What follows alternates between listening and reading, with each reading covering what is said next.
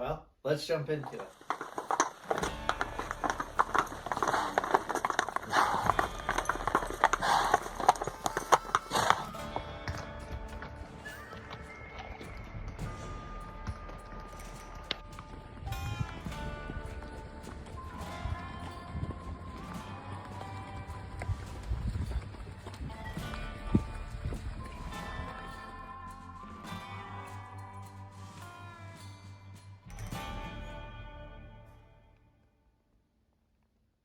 So, little update. I got on, started doing this YouTube channel. I was hoping to post lots of pictures to, or lots of videos to it. That did not happen. I took some time. I was working some of my horses and trying to get them rode down so they're a little bit better for the videos. I was hoping to be getting out on trails, doing videos, showing you guys out there. So I was starting to work my colts a little bit more, and ended up getting in a bad wreck and back in December. And so it's been a really slow recovery. I'm gonna, if you can see, I've posted pictures here, just what that looked like.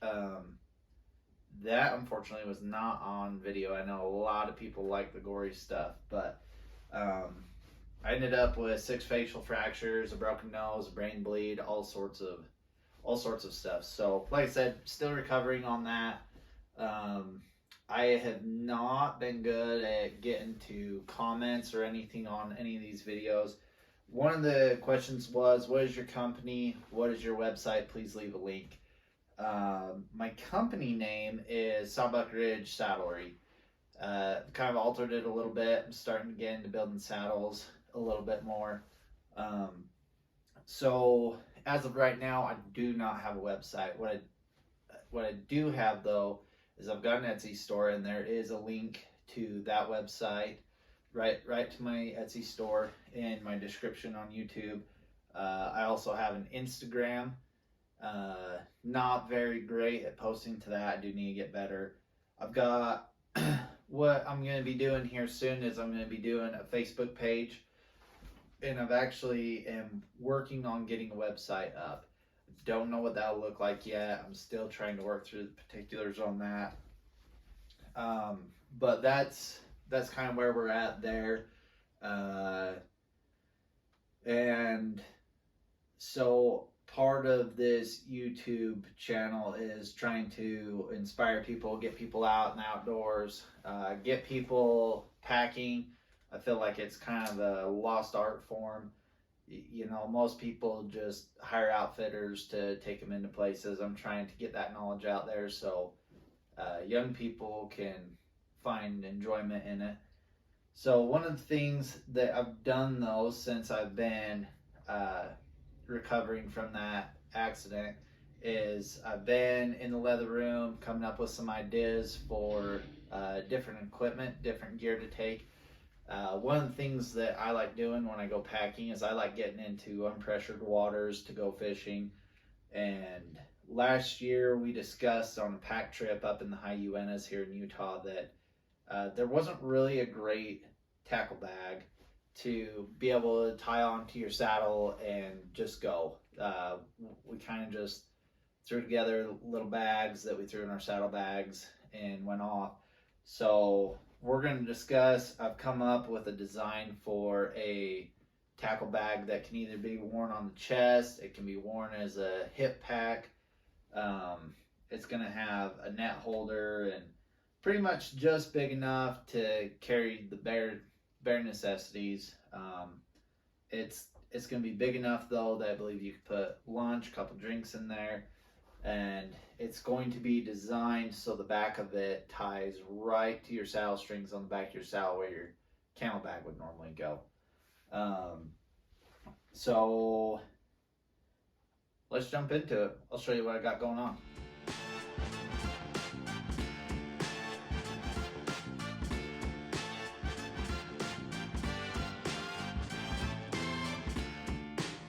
All right, so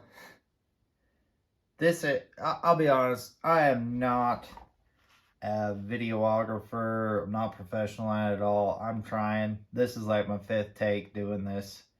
The the first time it even hit the play button. This is the fishing bag. This is obviously brand new, not made one before. These are kind of all the main body pieces. This is the actual main body. It's going to have a front and back piece. It's going to have a shaft leather gusset. The zipper will end up going down at least halfway on both sides, and it'll probably be a double zipper pull on that.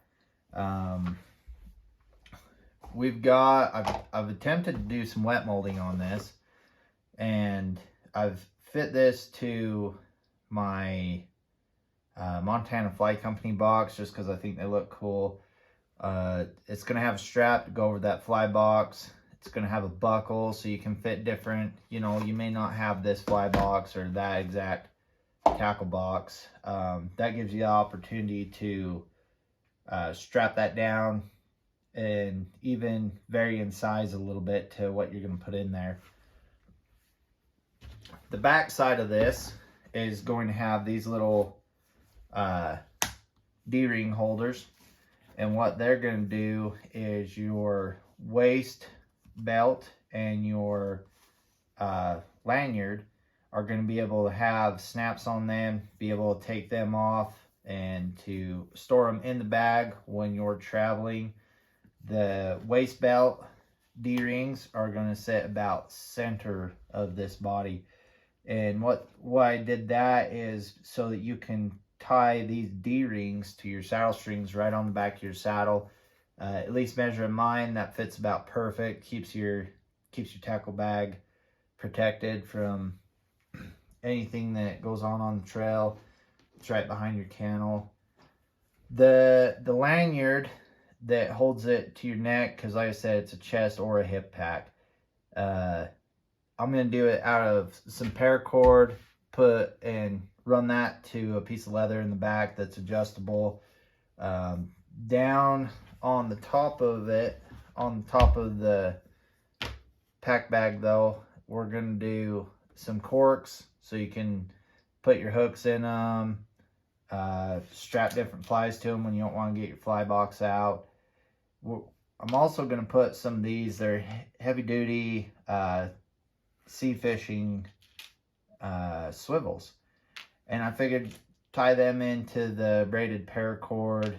Gives you an opportunity to put more gear on that lanyard if you're going to be using that. The bottom side of the main body though is going to have some D-rings, and them D-rings are going to allow you to clip on these retractors. You can put your nippers, your forceps, you can put a tippet tool, down there, or you can put the tippet tool up on your lanyard, however you want to run that.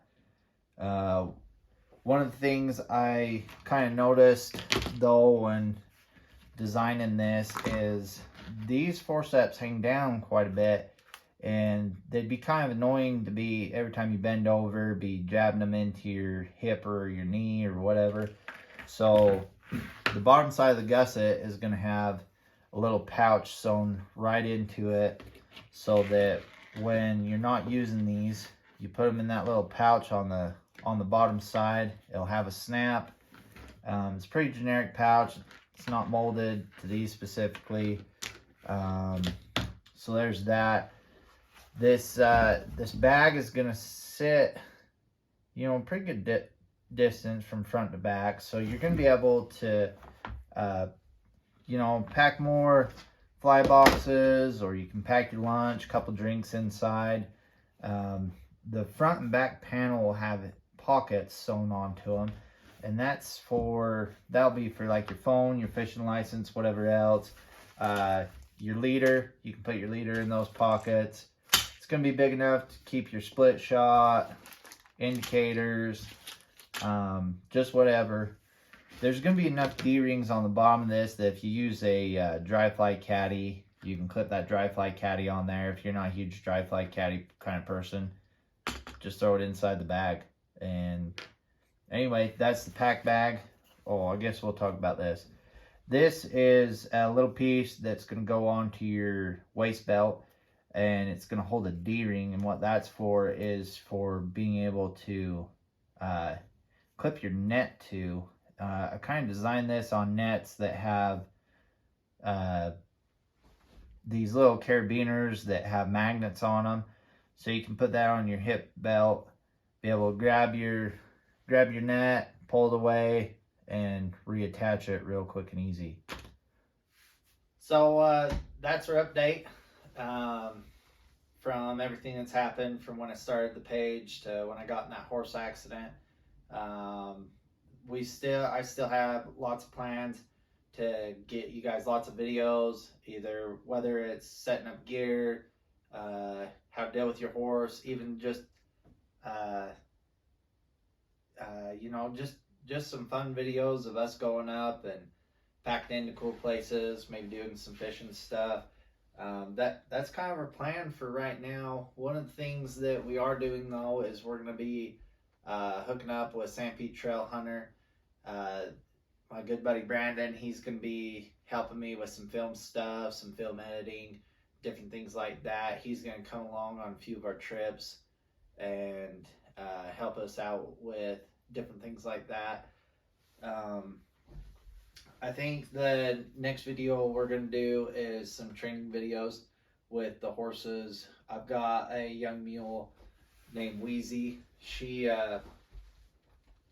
is just barely turned 2, or she'll be turning 2 here the next few days, and we're looking forward to her. She's got a great mind on her.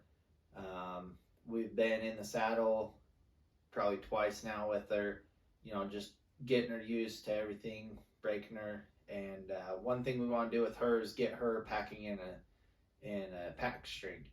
So we're going to do a video talking about how you want to help your animal get prepared for that, and to, all the ins and outs, how you want to tie them on, how to prevent wrecks, different things like that.